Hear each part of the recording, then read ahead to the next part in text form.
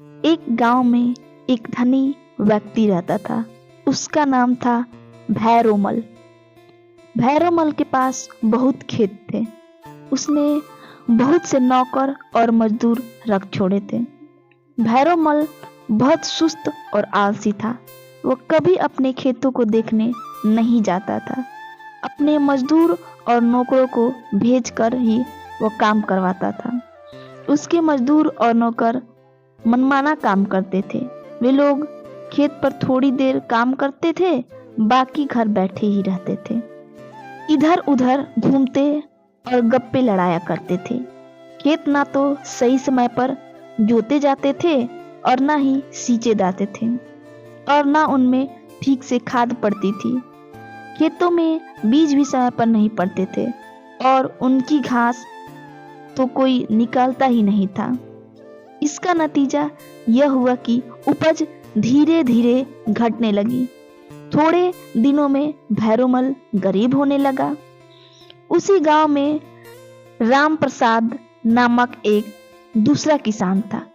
उसके पास खेत नहीं थे। वो भैरोमल के ही कुछ खेत लेकर खेती करता था, किंतु वह बहुत परिश्रमी था।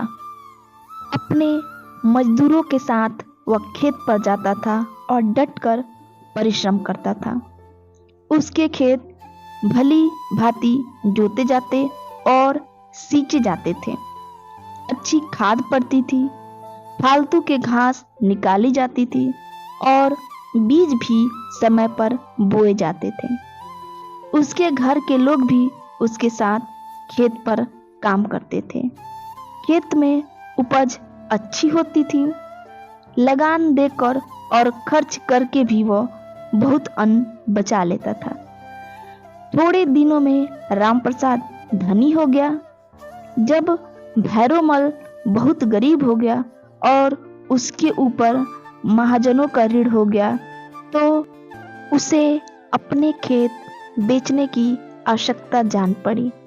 यह समाचार पाकर रामप्रसाद उसके पास आया और बोला, मैंने सुना है कि आप अपने खेत बेचना चाहते हैं। कृपा करके आप मेरे हाथ अपने खेत बेच दें। मैं दूसरों से कम मूल्य नहीं दूंगा।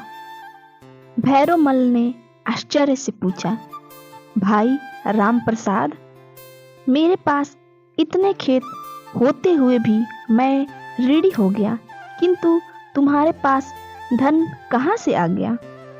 तुम तो मेरे थोड़े से खेत लेकर खेती करते हो। उन खेतों का लगान तुम्हें देना पड़ता है और घर का भी काम चलाना पड़ता है। मेरे खेत खरीदने के लिए तुम्हें किसने रुपए दिए? रामप्रसाद ने कहा, मुझे रुपये किसी ने नहीं दिए। रुपये तो मैंने खेतों की उपज से बचाकर ही इकट्ठे किए हैं।